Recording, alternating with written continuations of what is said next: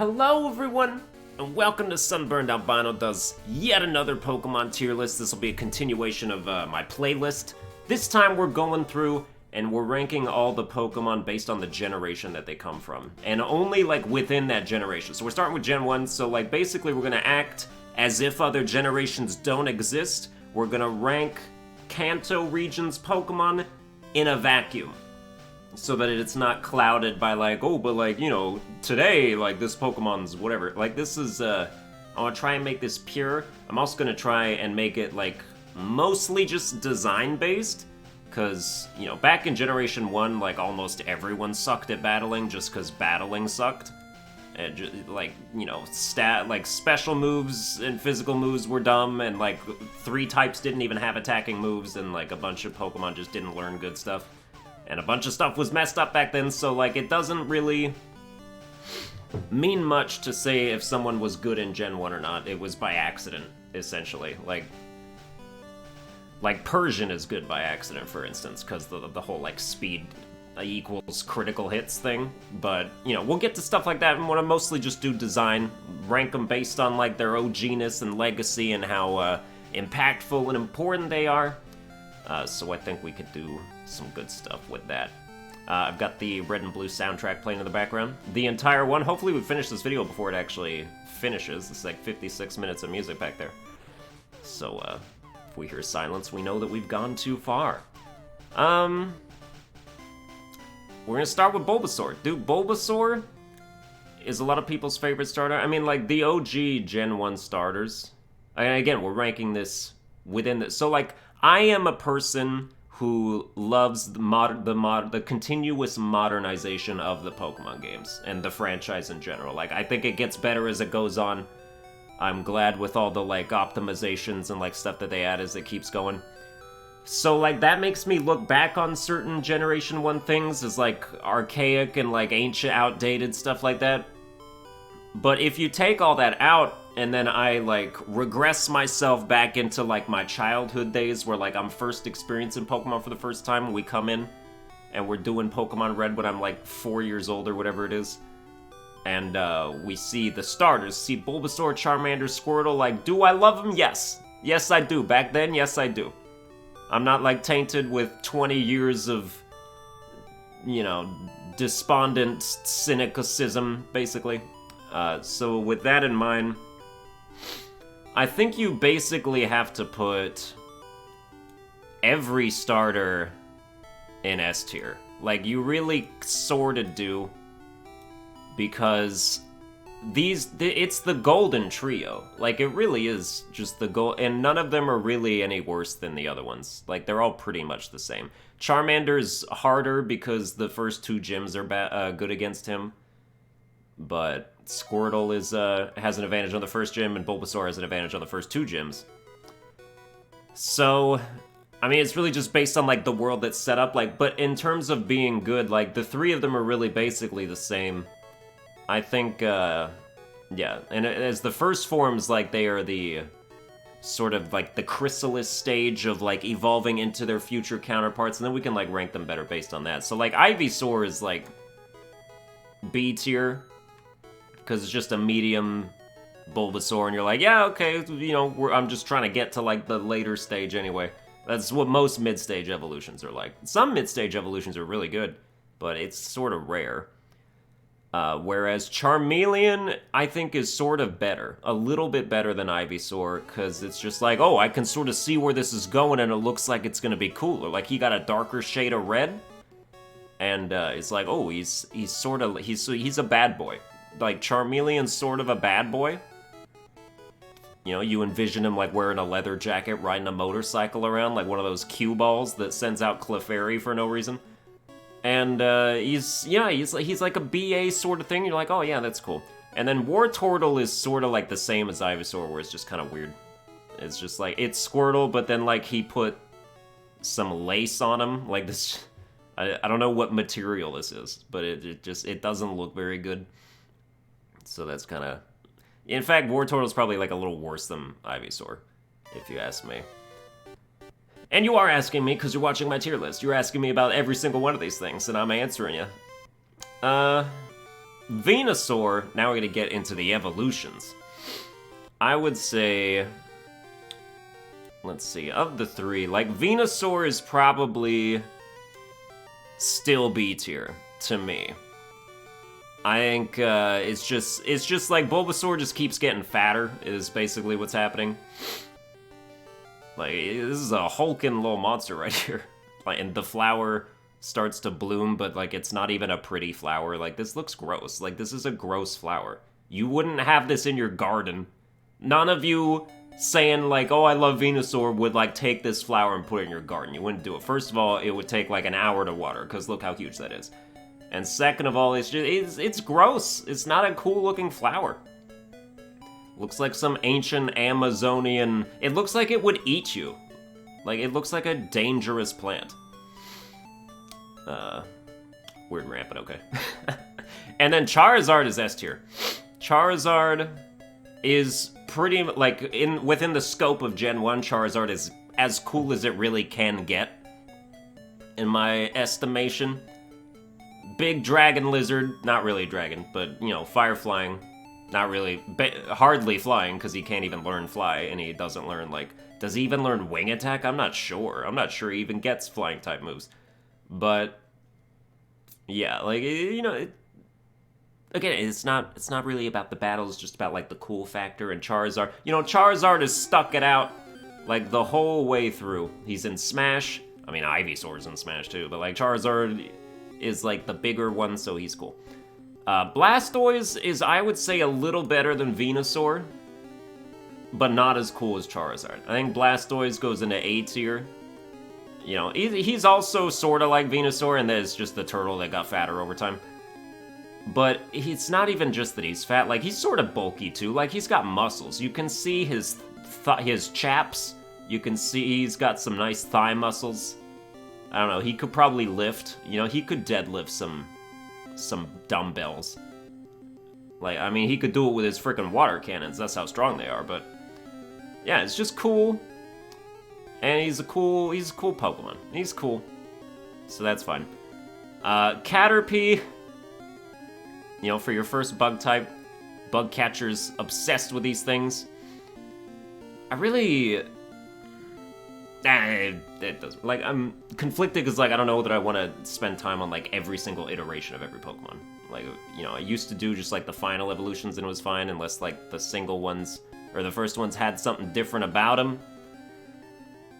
But, you know, I mean, you know, it's Gen 1, like, everybody has their thing.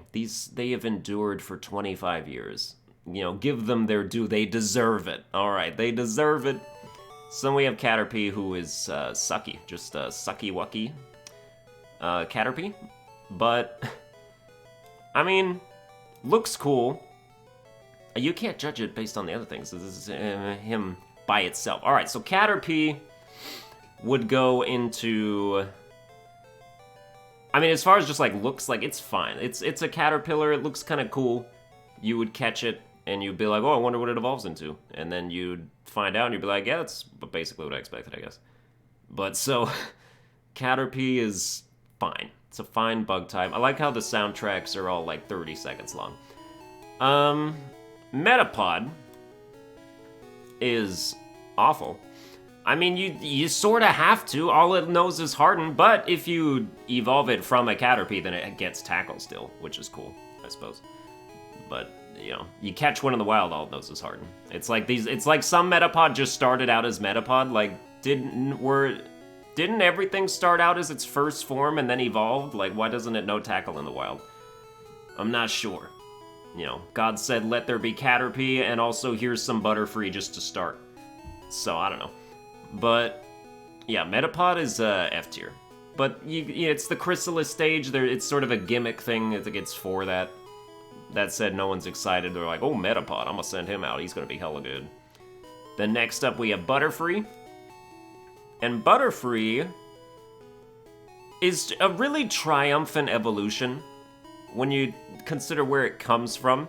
Like, this is good. Like, this is what you want out of this sort of tree. It's like, oh, you got the lame caterpillar evolves into the absolutely useless pod thing, and then it goes and you get this majestic butterfly. It is, and it learns a bunch of powder moves, and then it's not very good, but like, again, most Pokemon in Gen 1 aren't good in battle. Like, just within Gen 1's timeline. There's like 5 or 6 exceptions. So, yeah, Butterfree, as far, like, Butterfree's really A tier. Like, I think it's good as far as what you think you would want out of that. So, yeah, like, if you chose to train this line and then you ended up with Butterfree, you're like, I'm glad I made that down payment because I'm seeing the rewards, basically. Then Weedle is a poison Caterpie, and Weedle, they're basically identical in terms of, like, if you like them or not, I think. Like, they're the same. But one of them's, Weedle also has poison, which sort of makes him better. Like, Weedle's a little better than Caterpie. If you really, okay, if we put Caterpie in D tier, and then we put Weedle in C tier, I think that's good. That works. Because he's better. He knows Poison Sting. And Poison Sting is good against bug types in Generation 1 for some reason. Even though it's some kind of glitch or something. Because, like, I don't think Poison is super effective against bug in there. But, like, that move is super effective against not only itself, but also, like, any bug that you use it on. So, I don't know. Gen 1 had, like, a lot of weird things going on with type effectiveness. It was pretty strange. But, yes. Next we have Kikuna. Kakuna's a little better than Metapod. Because it also is just like a hardener in the wild, but it can learn Poison Sting. And Poison Sting is just a better move than Tackle. For a bug type to have, it's just better. Because you can poison them, and then you're doing damage over time, and you don't have to really worry about it. It's picking up the slack of your slightly less damaging move. But, like, you know, in the battle of bug types, Weedle versus Caterpie, Weedle wins. Or Kikuna versus... Ooh, that's my favorite track. Run it back! Run that track back again!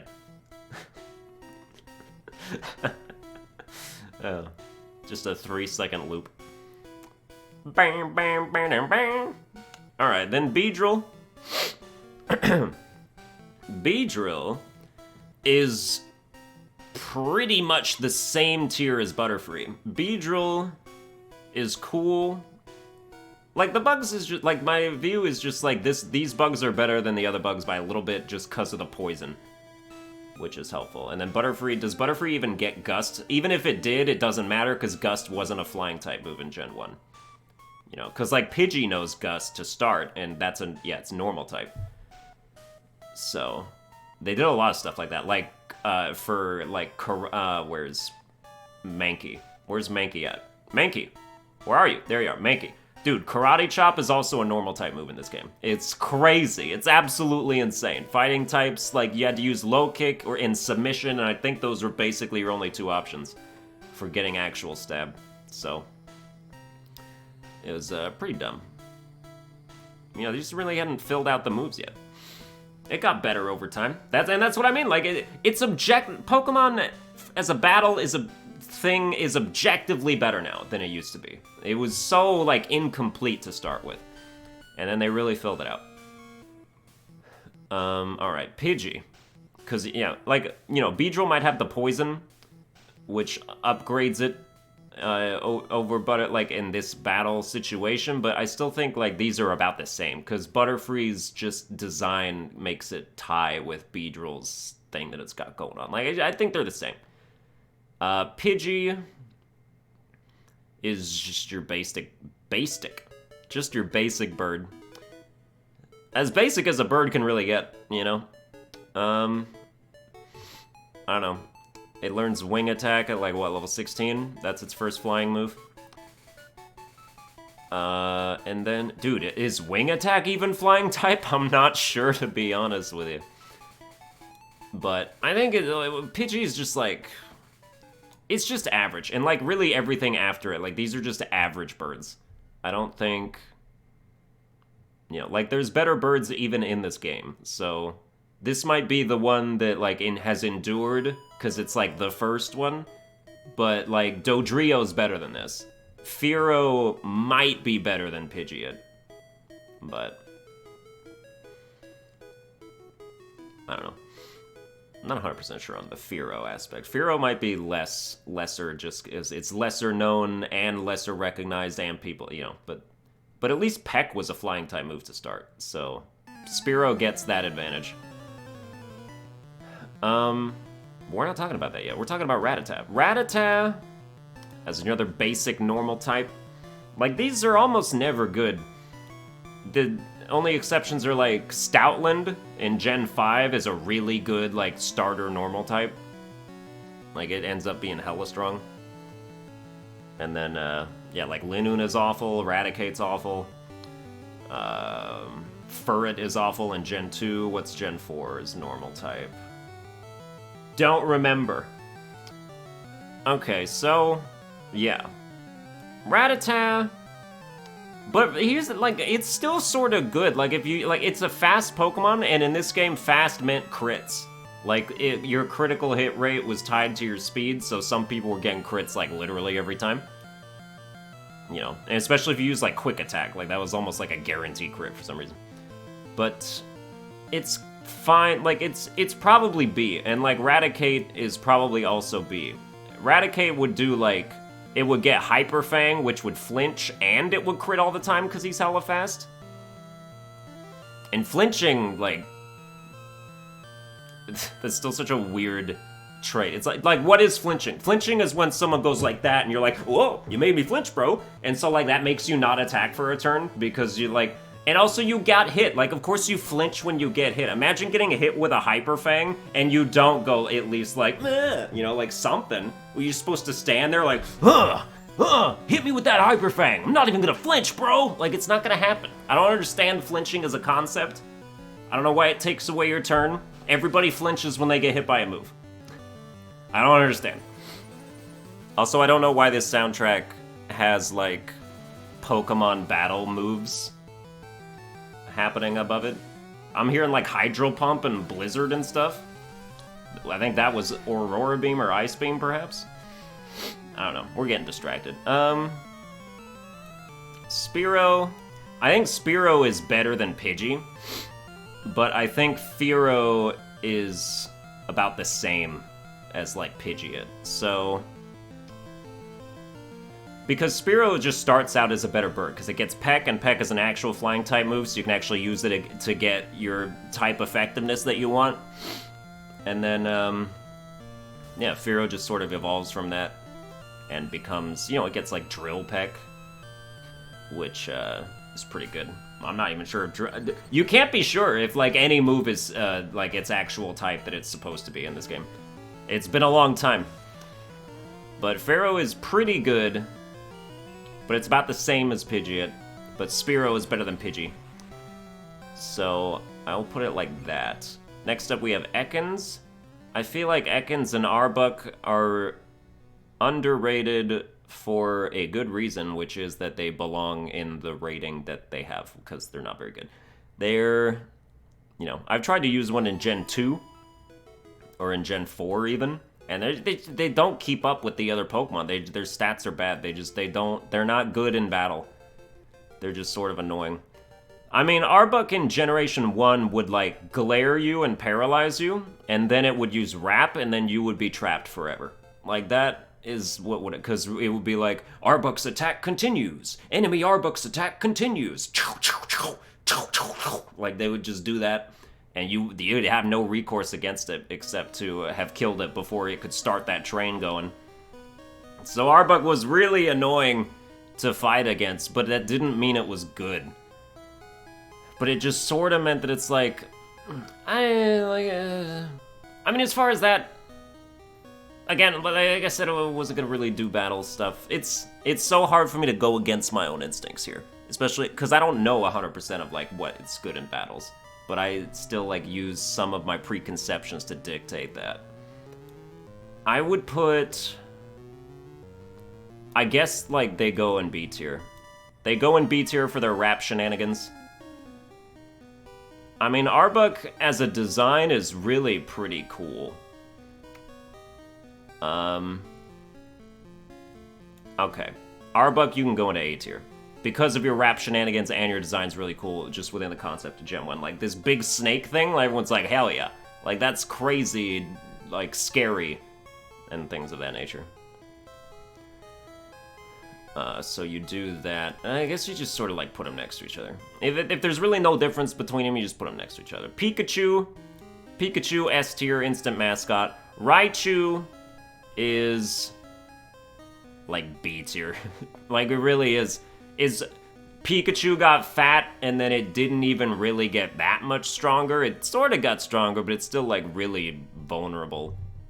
And, I don't know, like Pikachu is just, like, this is just you letting yourself go after a while. You know, this is like washed up superhero status. Like, Pikachu is when you're in your prime, and you're fighting crime, saving the world, you're at your peak. And then, like, 20 years later, when the world decides it doesn't need Superman anymore, this is what you become. You've just been eating nachos for the last 15 years. You've been getting DoorDash because you don't even, like, go out to go to the store to get food anymore. You need it delivered to you, you fat fuck. So, like, it's like that.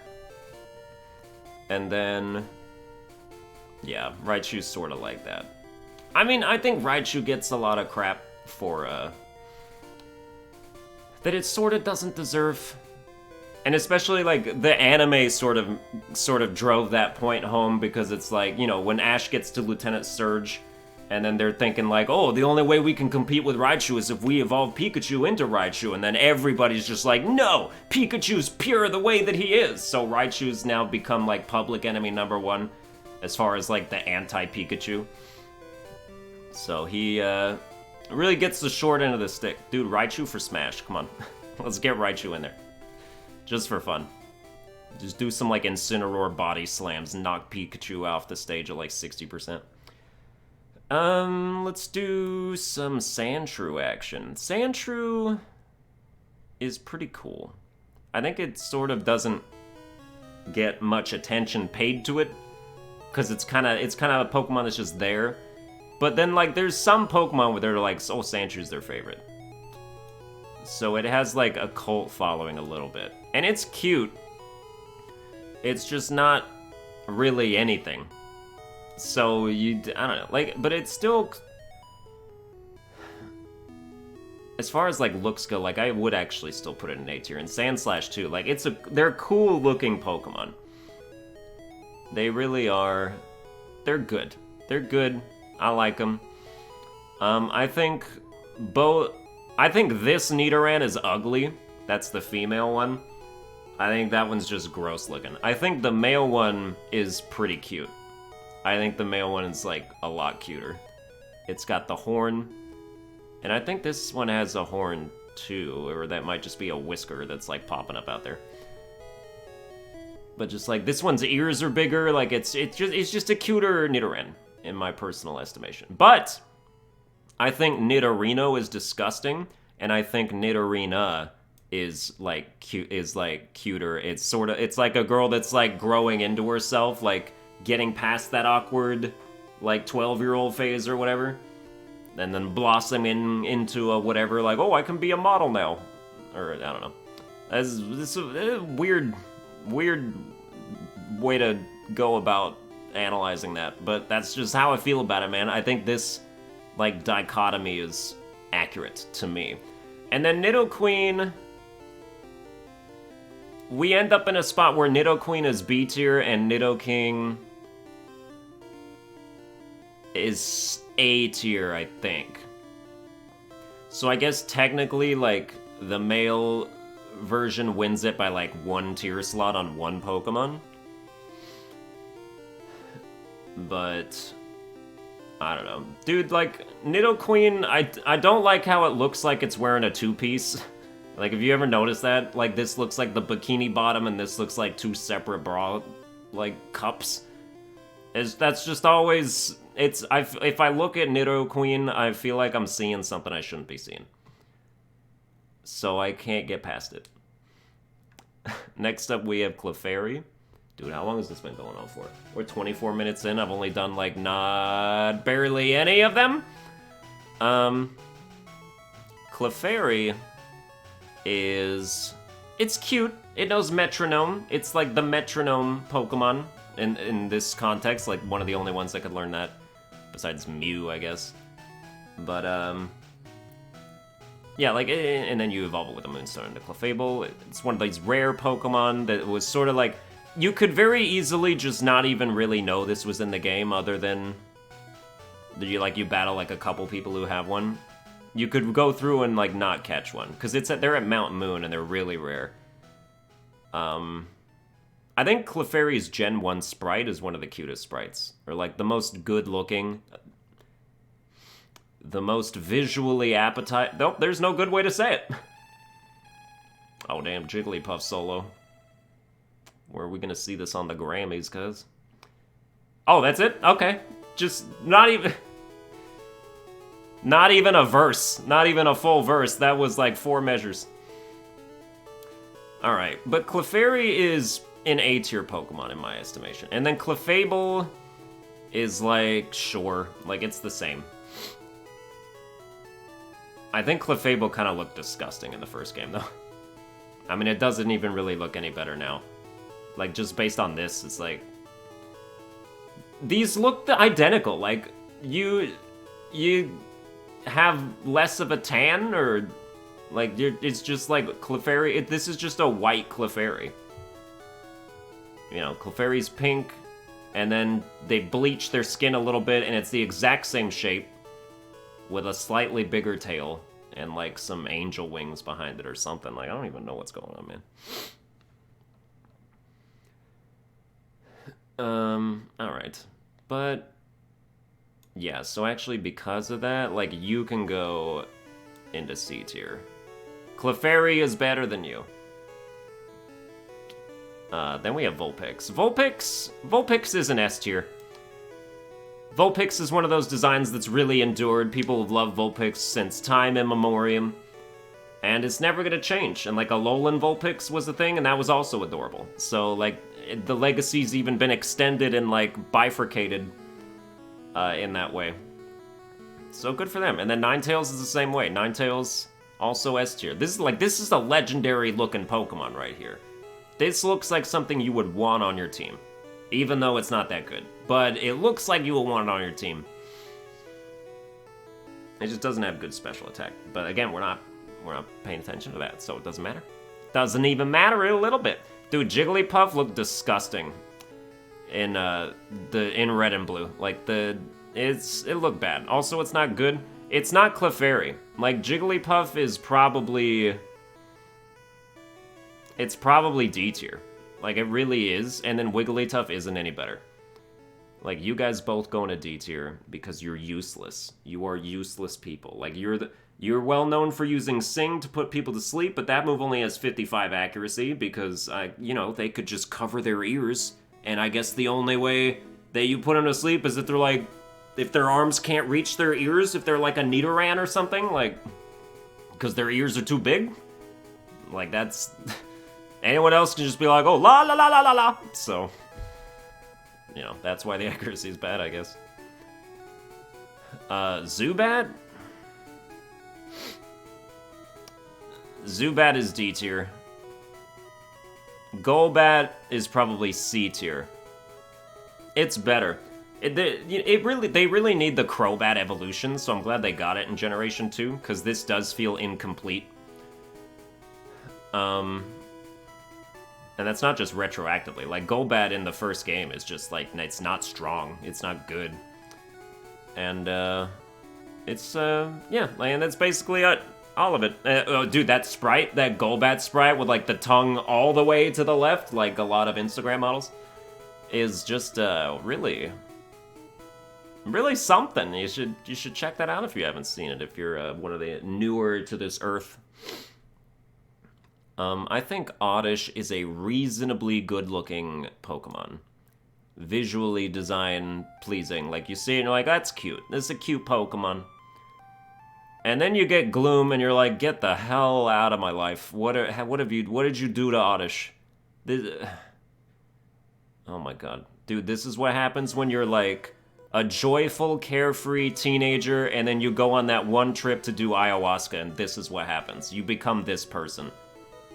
And then all of a sudden you're just really into like hippie bullshit and you're dull and listless and you have nothing to offer anybody anymore. Like your whole worldview is disgusting now.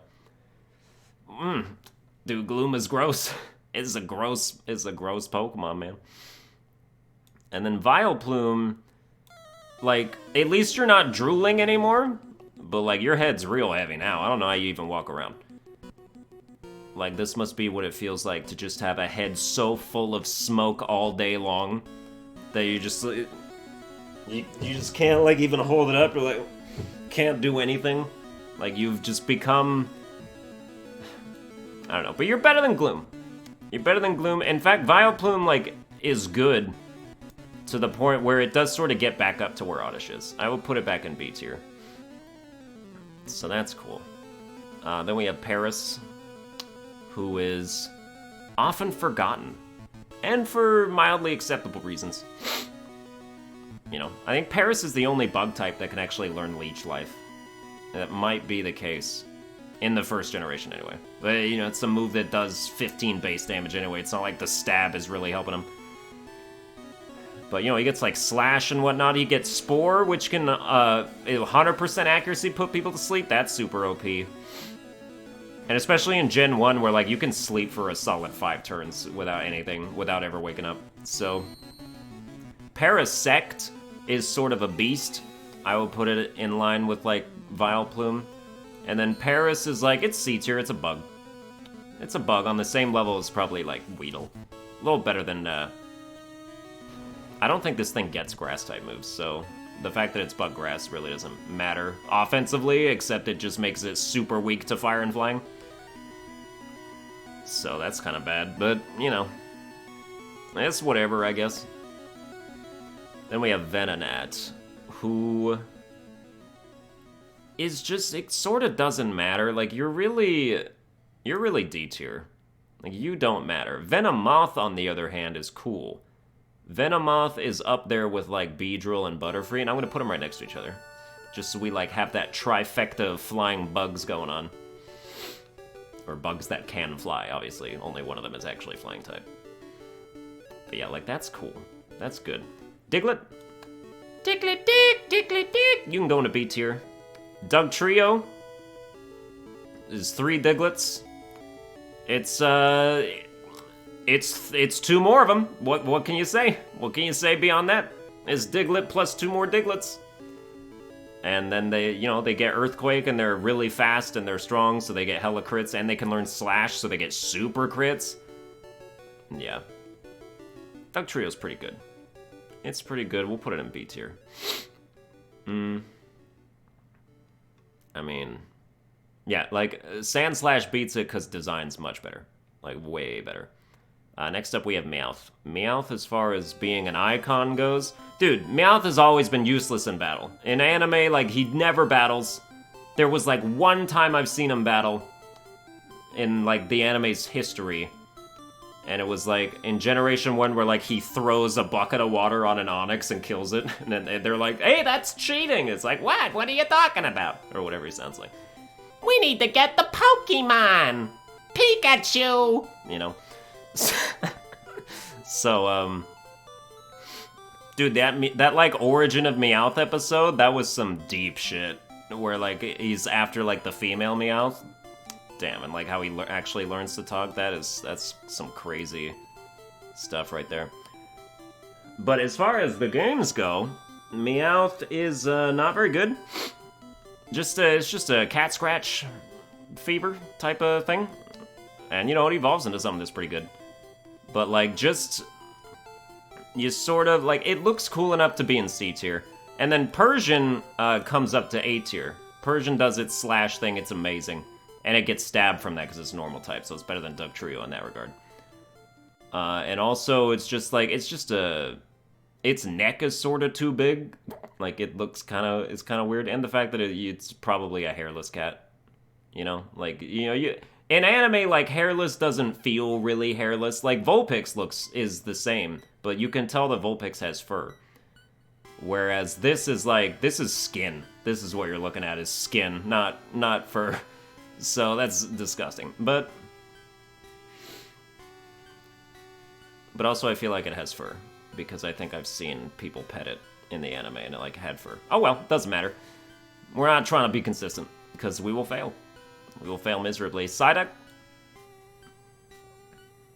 you can go to C tier. Golduck, dude, Golduck is bad. Like, it's not a good Pokemon. It looks cool. It doesn't do anything.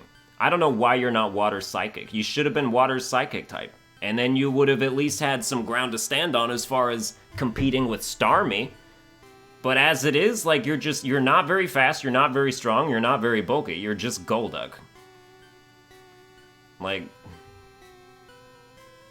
it's just the way it is, man. Like, Golduck just sort of doesn't matter. Just sort of doesn't matter. So you go in a D tier. Then we have Mankey. Dude, Mankey is a very good Pokemon. Very good. I like it. Primeape. Primeape is probably... The only reason it's not S tier is because it lacks actual fighting type moves. But Primeape is super good. You know, like it gets... Is Cross Chop a move in Generation 1? Like, I don't remember if it is, or if they added that in Gen 2. But, like, it needs something like that. You know, like, Mega Punch is a normal type move, and, like, Karate Chop's a normal type move. All it has is Low Kick and Submission, and if there's something else that don't remember what it is, you'll learn, like, Double Edge. That's normal, also. So it goes into A tier. Oh, Growlithe and Arcanine? Yeah. You go right up alongside Vulpix and Ninetales, both of you, because you are true design perfection. Like, this is good. Nobody looks at this and is like, eh. Like, everyone's like, yeah, this is awesome, I want one of these. So that's really cool. So it's a shame that you were version exclusive, I think, to either red or blue. I know you're a version exclusive to, like, gold and silver in the Johto region. You had to pick between Vulpix, Ninetales, or Growlithe and Arcanine. That's just not cool, man. I wanted to have access to both of them. Alright, it's Lavender Town theme, which means someone is about to kill me. So let's try and get as many of these out as we can before my throat is mysteriously slit, without anyone seeing anything on the camera. We're coming up with Poliwag. I think Poliwag is pretty good. I would put it like Oddish. It's like the water type Oddish, where like it's cute and it's functional. It can learn Hypnosis, which is obnoxious. Poliwhirl is just like not a good evolution. It doesn't. It looks gross.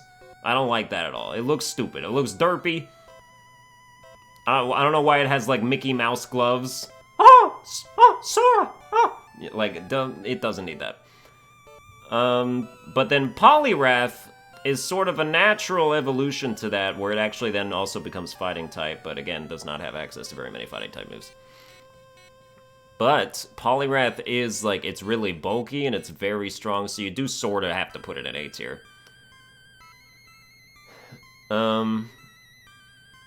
Just alongside, like, and it's cool. It is cool looking, and it's threatening, it's imposing. It's a Pokemon that maybe you don't remember, but you remember, like, while you're playing the game. Abra.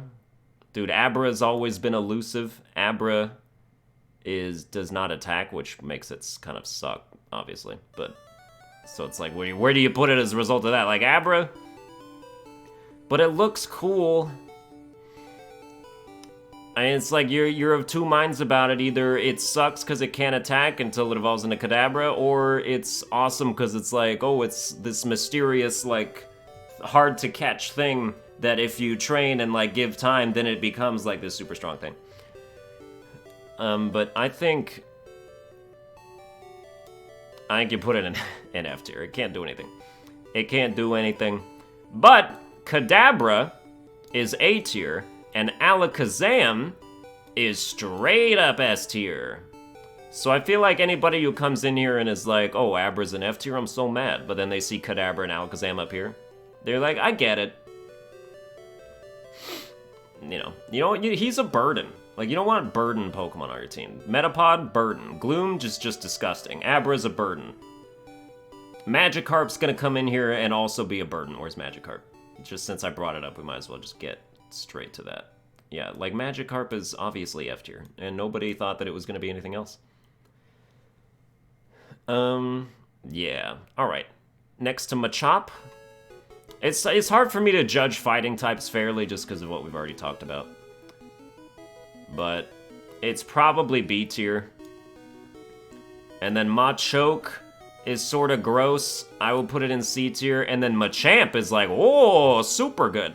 Put it in A tier. I'd put it, you know, it's up there with Primeape. It's probably up there with Alakazam, to be quite honest with you. Like, you know, Primeape will die in like 2 hits. Machamp is also bulky. And it's just like having the forearms like this. It really is like the fighting type Alakazam of like, because they're the same basic thing. Like you take the Pokemon, you evolve it, then you have to trade it to evolve it again, and then you get this powerhouse monster demon. So that's alright. I think this line is superior to the like Oddish, Gloom, Vileplume line. I think Bellsprout is pretty much on the level with Oddish. I think Weepinbell is 10 times better than Gloom. Like, it goes right next to it, and then Victreebel goes in A tier. So that's more solid all around. I just think they're good. Victreebel has really good attack. Unfortunately, Grass was a special move up until Generation 4. No matter what, so... yeah. But Poison has been was physical, so, like, you know, you teach it Sludge Bomb, it's still gonna do insane damage. Then we have Tentacool, who is the Zubat of the sea. Very annoying to run into. But it's, you know, it's Tentacool. No, it's actually Tenta C tier. Like, I'll put it in a C tier, you know, because it's better than Zubat. You like it a little better than Zubat. And then Tentacruel is actually probably A tier. I think Tentacruel is really underrated. I think it's way better than people give it credit for.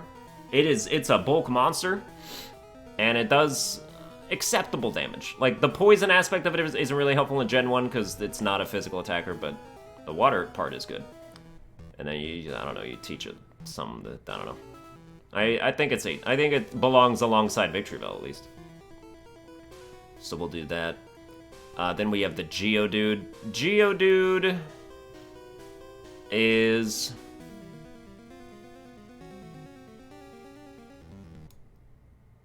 C tier. Graveler is D tier. And Golem is back up to C tier. They're really not that good. They don't... Dude, being rock ground is not positive. It's never a good thing to be rock ground type. So, you know, like a lot of times, like you send them out to battle, they're dead before they do anything because they're not fast either. It's just a rough situation to be in. I think that Golem, and plus, like, you'll rarely see it. I mean, any of these like traded Pokemon. I mean, if you just, like, played Pokemon by yourself, you would never see Golem in your life. And you never see Alakazam or Machamp in your life either, which is, it's just a shame. But, like, at least those two Pokemon are really worth getting, whereas Golem is not. So, kind of has to stay like that. Ponyta and Rapidash. Dude, prior to Gen 8, I was like, Game Freak has forgotten about these two Pokemon. They have completely fallen under the wayside. And for sort of a good reason, because of the fire types, they're the worst. Like, even Ninetales is better than Rapidash, and Arcanine's obviously better than both of them. But, like, Ponyta's such a good-looking Pokemon. It's so good-looking, so you put it in the A tier, and as a concept, it's just a great horse. You ride the horse. They have that anime where Ash, like, rides the horse, and they're like, it won't burn you if the horse likes you, and it's like, who would risk that? Why would you put your hand on fire just based on trust issues of a horse that you just met already? So, like, you're like, no, I'm never riding a Rapidash in my life. But they both really do go in A tier. Because I still think that design-wise, like, they're very solidly designed Pokemon. I think they're good. Slowpoke? I like Slowpoke. I think Slowpoke's B tier to start with. I think Slowbro, it stays B tier. It's better than average. It's not great. It's alright. Ooh, but Magnemite? Dude, Magnemite is an automatic S tier, and Magneton, automatic S tier. And this is even before Steel type was a thing. These were pure electric types back in the day, man. That's insane to think about. But even that, like, they didn't need it. First of all, adding Steel to Magneton was, like, a detriment to it, if you ask me. It gave it a bunch more weaknesses. Gave it a ×4 weakness to ground. Like, base electric types are only weak to ground. Like, I will take, you know, having neutral damage against, like, normal rather than not very effective and, like, all this other stuff. Like, just so that I don't have these extra weaknesses. And this Pokemon is very strong. Magneton is super strong. It didn't even need Magnezone. It would have been just fine without it. Farfetch'd, you're straight at F tier. There was no reason for you. Gen, it took them 25 years to make you worth anything! With Surfetch'd and Sword and Shield. And that Pokemon's really good, so... Like, you know, props to them. They did it. They did the impossible. They made you worthwhile. But in Gen 1, like, you're so bad. You're so bad. And even if you don't know that anything else is coming, you're so bad. So, like, we're still sticking to within the confines of just Generation 1. You're really, you know, bad still. Nobody used you. There was no reason to use you. Is that it? Oh, there's like an extra 5 minutes for no reason? Alright. There you go. And we're back and we're starting the soundtrack over again. Got a ways to go, man. I did not know this would be as much of a time sink as it was. I thought it would take like 50 minutes, and we're at 46, but there's still a bunch more Pokemon to go. Now, I think of the birds, like, this is where we start to get into the normal flying birds are actually good. And so Dodrio is actually good. It's really fast and it's really strong. I think Dodrio belongs above any of these other ones, so we put it there.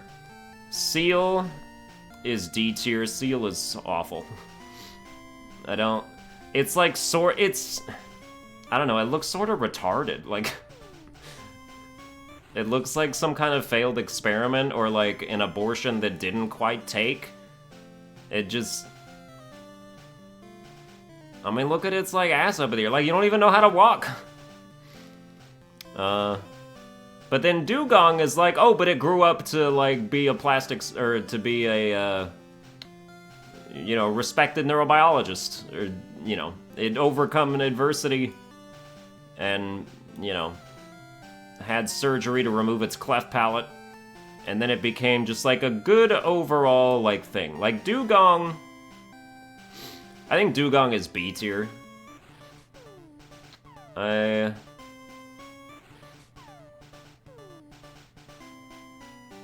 Yeah, I think it's B tier. You know who's actually sort of underrated is Grimer and Muck. I think, well, Grimer, you know, like, design-wise, is a pile of sludge. Actually, is actually just literally a pile of sludge, so you take that as you will. But, I mean, nobody cared about piles of sludge until Gen 5 when they made a pile of trash a Pokemon, and then all of a sudden everyone was like, well, you made trash a Pokemon? Oh, I forgot about this pile of sludge. I love that. You know. So. Dude, Trubbish is just a Grimer that had the decency to pick up after itself. Like, that's the liner. That's the one-liner that I will throw out until I die. But Grimer is like... I mean, it's still like C tier, like, you know what I mean? But then Muck is really good, but it's horrible to look at. But, like, it's still A tier, like, it really is. And, like, it appeals to, like, certain children who are just like, oh, it's a pile of sludge, that's awesome! Like, that exists, for sure. Shelter. Another Instagram model Pokemon. Tongue out all day! Oh my god, look at my tattoos. Oh my god, look at my nipple ring. Shelter. probably, we'll give it C tier. And then Cloister is an Instagram model that grew up to become a porn star and is just showing her clam everywhere. You know, it used to be, look at my nipple ring, now it's like, ooh, look at my vagina piercing. Also, you know, add my premium Snapchat. Subscribe to me at OnlyFans. I think, but like, Cloister is still like pretty good. Cloister is even A tier. Like, it really is. Then we have Ghastly. The thing about Ghastly, Haunter, and Gengar is that people's memories are clouded, and they forget that in the scope of Generation 1, Gengar was not good. It was actually bad. Because Poison was physical, and Ghost was physical, and also they didn't have Ghost-type moves anyway, besides Lick. So, like, if you wanted to take advantage of Gengar's special attack, you had to teach it, like, Thunderbolt or something. Like, it couldn't do anything. Like, it wasn't as strong as it claims to be, or as people claim it to be. But, as far as, like, a Pokemon goes, like, as a Ghost, like, Ghastly is A tier, just in terms of being cool. Haunter, also A tier, in terms of being cool. And Gengar, in terms of being cool, is A tier, despite the fact that it's actually not that good. But you still put, like, the whole line in there, because, like, it's the first Ghost. Like, that's a big deal. That is a big deal within the realm of things. Onix is, D tier. Does it look cool? Yes. Does it have some of the worst stats you could have possibly imagined? Yes. Yes, it does. Huh, so, yeah, well, you just, yeah. Then we have Drowsy. I'm not being consistent with some of the rules that I set out for myself. It's impossible. It's, you just expect me to pick and choose when I so choose. It's all that I can do. As a flawed human being, it's all I can do. I think Drowsy is, like, C tier. It's fine. And then Hypno is gross. Like, you go down to D tier. Hypno's, you're a pedophile. Like, everyone knows it. No one wants to say anything because they don't have evidence. But everybody knows you're a pedophile. Like, they keep their children away from you.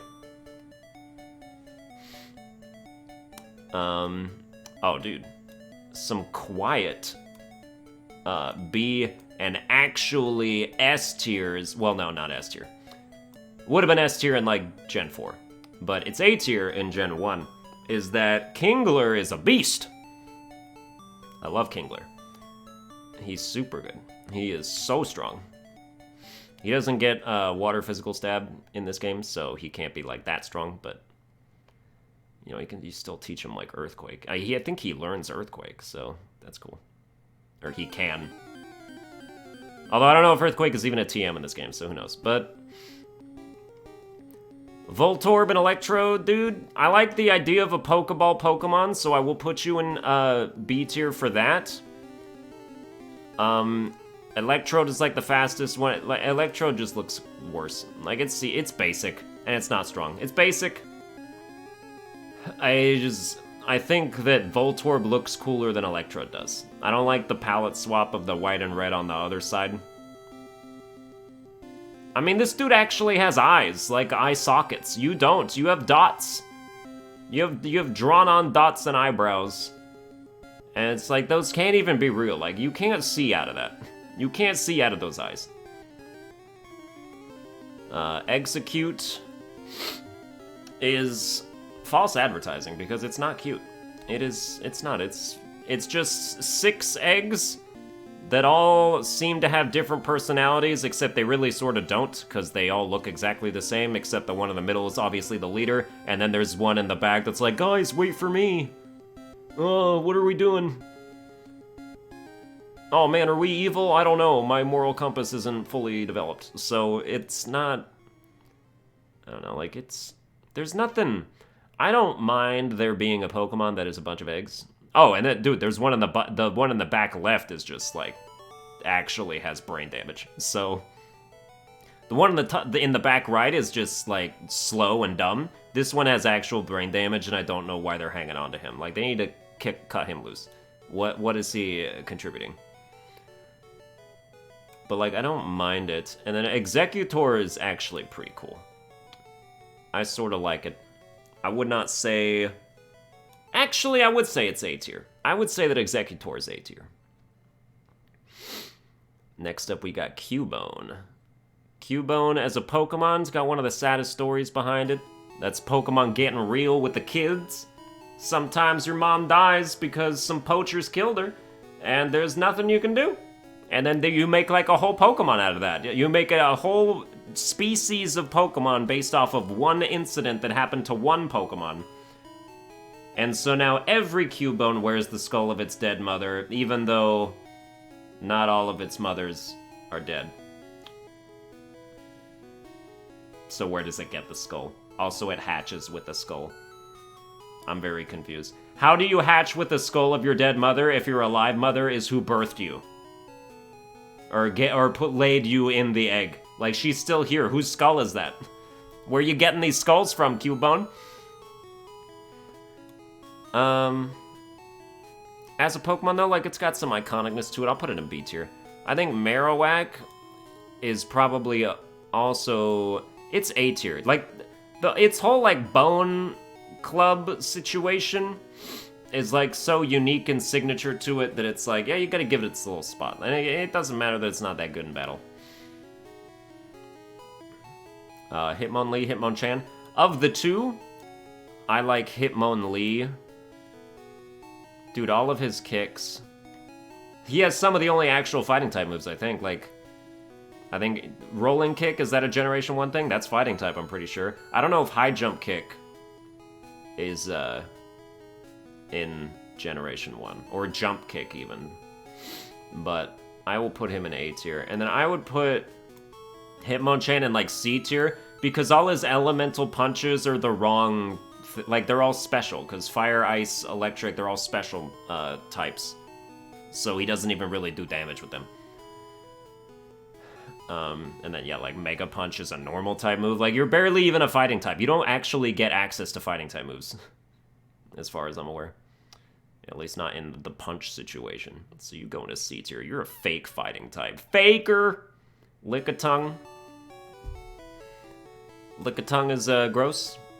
It's pretty gross. I'll put it in D tier. I think this was somebody's bad idea that didn't get enough quality control. So you go straight into D tier. And then we get Coughing. I like the idea behind Coughing and Wheezing.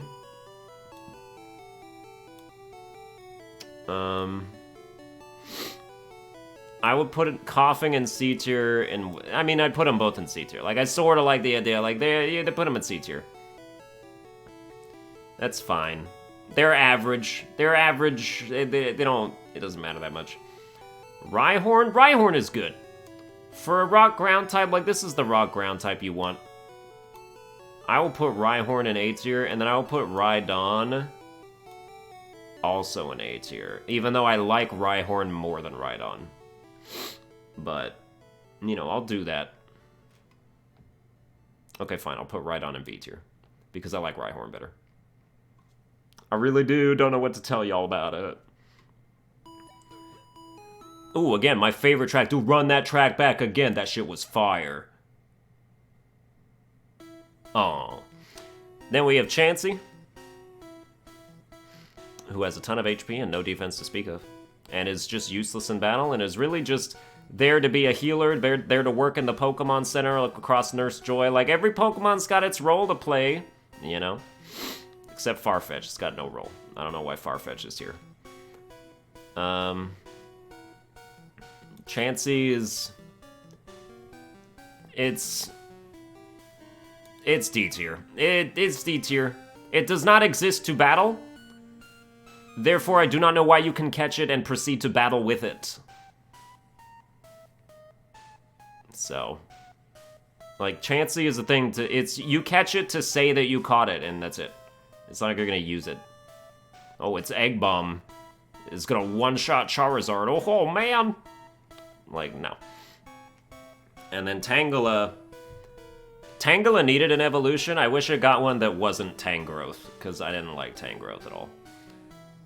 It's, like, I like Tangrowth's stats, because it became a good Pokemon to use in battle, but I don't like the way it looks. I think it should have been better looking than that. And, like, I like Tangela. I like its design. I like the sort of mystery behind it. Its obfuscated, slimy, tentacly vine wrappings. Like a mummy. So. And it's also not that bad. Like, Tangela... I'll put Tangela in B tier. I think it's intriguing. It's intriguing enough to be in B tier. Kangaskhan... I don't know. It's, like, short. It's fine. Mother-parent dynamic. Dude, you gotta imagine that, like... The baby has taken the full force of all the hits that Kangaskhan is taking. Because that dude's, like, right... It's like punching a pregnant woman in the stomach, but the baby is attached to the outside of the body. Like, that's like... Imagine this thing tanking a flamethrower. Like, the baby's dead! It died! You're a horrible mother. At least turn around.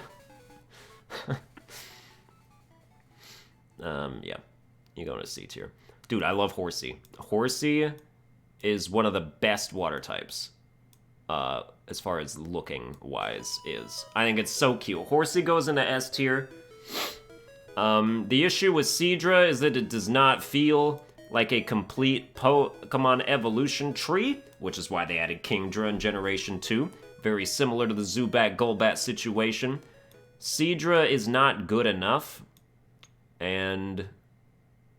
but it still looks cool. Like, I'll put it in B tier. I'll put it in B tier. Let me just say it twice in a row for dramatic effect. Goldeen, Seaking, this evolution tree does not matter. Seaking is D tier. Goldeen is a little better because it at least looks palatable. And then Seaking is just like this fatter fish. Seaking! I don't know what it sounds like. I think it's something like that. It's yeah. You didn't use this. Like, people didn't use this Pokemon.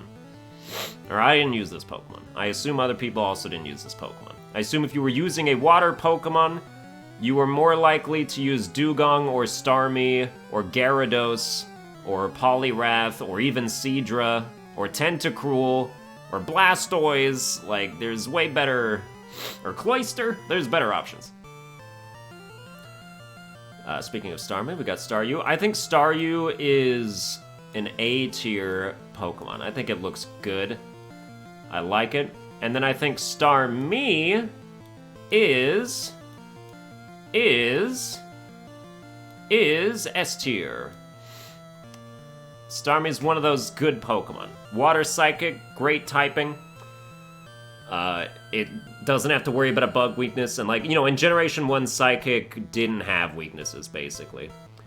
So, like, effectively it didn't. Because none of the things that it was weak against were actually, like, moves. Like, it was weak against Lick. Whoa! How would it ever survive? And Leech Life, how would it ever survive? So, Twin Needle, I guess? Yeah, I mean, Starmie's faster than Beedrill. Starmie would wipe out Beedrill with one Psychic, so it's not actually an issue. But yeah, Starmie's really fast. It's pretty strong. It's not that strong. It's sort of like Ninetales strong, but I think it's a little stronger than that. But I still think that it's very, very good. So that's cool. Mr. Mime. I mean, it's Psychic type, and just Psychic in general was OP in this game. So... it is pretty much like B tier based on that. Another pedophile, you know, alongside Hypno. But this one got some better usage, because Hypno isn't actually, like, strong, so. And, you know, it could tank some stuff, but it wasn't really doing damage. Mr. Mime is at least, like, out there putting in some work. Scyther was, like... I know Scyther is S tier to a lot of people. I don't think so. It's actually, like, pretty useless in this game. It doesn't get Bug Stab, it doesn't get Flying Stab, because it doesn't get Wing Attack or anything like that, I don't think. And so, like, it's like, this is one of those Pokemon that's just gonna, like, use Slash and get crits. And use Sword, if Swords Dance was even a thing in Generation 1. But Scyther is, yeah, sort of overrated in my estimation. So I'll put him in B tier. And I don't even really think he looks that cool. I don't know, that's a me thing, it's personal taste. Ooh, aren't you disgusting? Aren't you gross? Is it really good in battle? Yeah. Yeah, it is. But that design is atrocious. Also, the Gen 1 design was pure black and not purple. And then that thus generated a bunch of blackface controversies. And then, you know, which is some dumbass shit. But, you know, still. It's a thing that happened. And, like, I don't care about that. I just think Jinx is gross anyway. So I will put you there. Like, it's the... I don't know. It's the female rapist Pokemon, basically. Electabuzz and Magmar. Both Pokemon that needed evolutions and got them. I would put them both in B tier, as is. They were both pretty good. Not amazing, but pretty good. I'll put them in B tier. Pinsir did not get any bug-type moves for obvious reasons. It didn't, you know, now it gets like a bunch of fighting-type moves, but even back then, like, the fighting-type moves it would have gotten were not actually fighting-type anymore. So Pinsir is just like a worse Scyther. So I'll put you in D tier, but it looks menacing. So, you know, you can have that. But it's so gross. I can't put it not in D tier, sorry. Ooh, but you know who goes actually into a tier you may not expect is Tauros is S tier. This is a raging bull. He's super strong, super fast, and he looks cool. And he's just a good Pokemon. He's just very good. Tauros, you're good. You can stay good. Gyarados. Is like A tier. Because it's like Gengar, like it's not as good as it should be, or is now, basically. Like, it wasn't very good back then, but now it's good. So, like, you give it A tier. Because it still sort of deserves, you know, Gyarados is like is Charizard-ish, in terms of just like one of the Pokemon that people just remember forever. As like one of the hypest Pokemon to get and use. You just feel like a badass when you send out Gyarados, and also, especially with what it takes to achieve that, with having to train this burden of an asshole of an F tier over here, up until level 20, so, yeah. Lapras, I believe, has more A tier. It's probably also S tier. It's S tier because it's like the surfing Pokemon, you know? I almost said Temtem. I've been playing a bunch of Temtem recently. But yeah, like it has what Gyarados has in terms of recognizability, but also like it was sort of built for this game properly in that it's, you know, water and ice are special and it's a special attacker, so it's good. And it's also super bulky. Ditto can change into any Pokemon, which basically means you have to balance it because they can change it to S tiers and they can change it to F tiers. So you balance it into C tier. It's a C tier Pokemon. I think that's fair. Eevee has become... Dude, Eevee was not this popular. Like, back then. People really didn't care that much about Eevee in the beginning. It's only like there's been some sort of resurgence in Eevee, and I'm not sure exactly what caused it. Maybe it was Generation 6's anime. Like the X and Y anime, because Eevee's like this dancing queen and the Pokemon contest narrative arc for Serena. And that keyed me back into Eevee, into caring too, so like I can see it. But like, I don't remember there being... Like, Eevee is on par of a mascot with Pikachu now. Which is why they made Let's Go Pikachu, Let's Go Eevee. Because they were like, these can compete with each other. And also, I think most people pick Let's Go Eevee. So...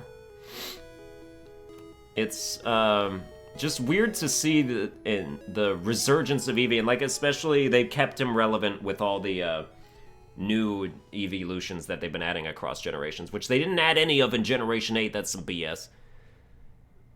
Everybody knows we want like every single type represented in Eevee's evolution tree eventually.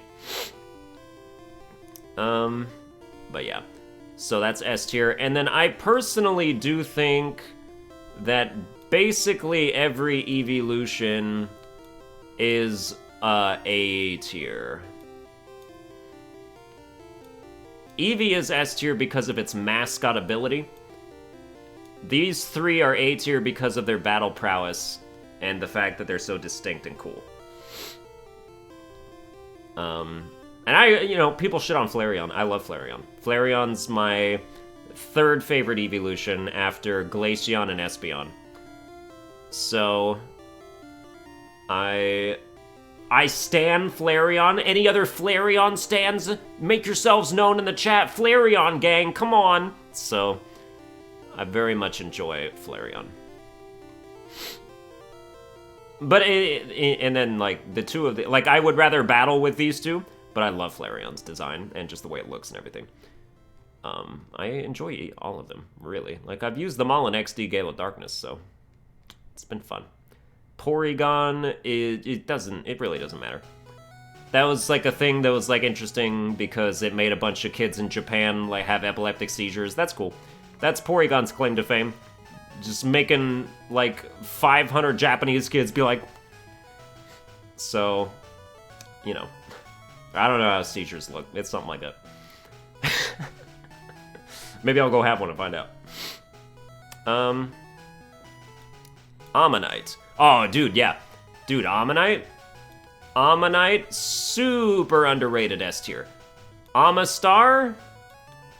And this isn't your Lord Helix bandwagon BS, okay? I loved Ammonite before all y'all were making the people go into the bag and use the Helix fossil 5,000 times in a row. This is just a good Pokemon overall. Water Rock is super cool. It has the ×4 grass, or against grass, but it doesn't really matter that much. You just don't send it out against grass types, And, like, coverage in this game wasn't really a thing. Where, like, people would teach, like, moves that weren't related to their type, really. At least not in the NPCs, so... And even if it was, like, grass wasn't a thing that, like, non-grass types could learn, really. Yeah. Because I don't even think fire types could learn Solar Beam at this point. With the TM. But yeah, these are some of my favorite fossil Pokemon, besides my favorite Pokemon of all time, which is Amora, which is a fossil Pokemon. But this is like these are my second favorite fossils. And I think they're so good. I just love their designs. I love them. I think they're great. And then we have Kabuto and Kabutops, who are slightly lesser, but also cool. Like, I think Kabuto is A tier. I think Kabutops is a Pokemon that was made too soon. It became pretty alright later on, but it was not to start. Or I'm not even sure. Like, I want to try Kabutops in, like, current meta and see what happens. Then we have Aerodactyl. Aerodactyl, another one of those intimidating forces. Alongside Gyarados and Charizard. Like, dude, you see a trainer that has Charizard, Gyarados, and Aerodactyl, you're like, this person's trying too hard. You're trying too hard to have, like, all the coolest Pokemon. But it's working because I'm shaking in my boots, man, so... Yeah, like, I will put you in A tier. You're actually, like, probably S tier. You're probably S tier, because you're a little better than Gyarados in my estimation. Snorlax, very iconic. Probably A tier. I don't want to give it S tier. Just because I personally don't have an invested interest in it. But, like, I will recognize its abilities and what it means to other people, and I'll put it in A tier. The 3 legendary birds. I have my favorites. I would say I mean, they're all, like, this is your first experience with legendaries. So, like, I would put... Basically, I mean, not all of them. Okay, so Zapdos goes into A tier.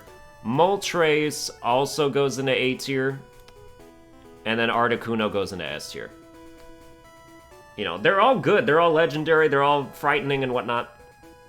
I think Articuno in the Seafoam Islands is just, like, a little bit more of a impactful encounter because it takes more to get there. You know, like, Power Plant Zapdos is like, you just go to the Power Plant, there it is. Like, you don't have to travel that far. Where Moltres and Victory Road is like, you're going to Victory Road anyway, so you'll see it, and then you'll go over there, it's like, oh, it's just standing there. Like, yeah, sure. Articuno's the only thing where it's like, the only reason to go to Seafoam Islands is to see Articuno. And it's way deep in the back, so it takes more effort to get there, and it feels more special as a result of that. Then we have Dratini, 9,999 coins in the Redeemer thing, if I'm not mistaken. Did anyone actually ever do that? Dude, I never did gambler stuff until Voltorb Flip was a thing, because that's the only thing that was mildly skill-based that would actually give you some good returns. And then I used to do that for like an hour, and, you know, just get what I wanted to get out of it. Just because it's fun. Voltorb Flip is a fun game. And Heart Gold and Soul Silver, that's the only game that has it. Which is a shame. They should bring it back. Dratini's like... It's C tier, really. It's just like a little snake. Dragonair is a much cooler Dratini. I will put Dragonair even in A tier, because it looks really great. And then Dragonite... Dude, Dragonite, I don't understand. Is hi! Like, where did this come from? You have little blue snake, longer blue snake, fat yellow magic school bus, Clifford the Big Red Dog sort of thing. Like, Puff the Magic Dragon, that's what I meant to say. As far as the first thing. It's still got, like, Clifford vibes to me, where it's just like, I'm a friendly big thing. What's... Hi. I couldn't hurt anyone except I'll use Hyper Beam and you're fucking dead, bro. So... And Hyper Beam was a physical move in this game, so it did hella damage when Dragonite did it. Yeah. It's just... B. I think Dragonair looks better than it. I think Dragonite is, I'm not enthused. I'm not impressed. That's fine. Mewtwo and Mew, you're the last two? Alright. Dude, Mewtwo, there is no hyper legendary encounter than Mewtwo. In Generation 1, that is. It's just, oh boy, it's the culmination of everything you've experienced up to this point. It's the final nail in the coffin of the game. Except that doesn't mean the game's dead. It means the game lived a very long life and was healthy and great. And then it's still gonna live. Like, you nail it in the coffin, and then the coffin, like, opens back up again because it's that strong, because it's so buff, because it's been lifted. Yeah. So Mewtwo, you go into S tier. And then Mew is like, dude, how did you even get Mew? How did you actually get Mew in Red and Blue? Wasn't that like a code? I'm not even sure. But Mew is like A tier because I don't even know how you could get it. And I don't... You know, it would come in, it would learn Transform and Metronome. And then you could teach it whatever you wanted, which was cool. But it's like... It's more to the side than some of these other legendary encounters are, so I think that puts it in an A tier for me. And then that's it. That's the tier list. Like, within the confines of, Generation 1, you can see that there's a solid quality to a lot of these Pokemon. Not very many that are awful. Well, I mean, if we could, like, count them, but I'm not gonna do that. But anyway, S tier, we got Bulbasaur, Charmander, and Squirtle. OG starters, Charizard, the only fully evolved starter in S tier. Then we got Pikachu, Vulpix, Ninetales, Growlithe, Arcanine. Arcanine. I say Arcanine. I know it's Arcanine! Arcanine! Go! I don't care. It's Arcanine for me. I read all these names when I was 5 years old, and some of them stuck. Alakazam, Machamp, Magnemite, Magneton, Horsea, Starmie, Tauros, Lapras, Eevee, Ammonite, Amistar, Aerodactyl, Articuno, Mewtwo. That's our S tier.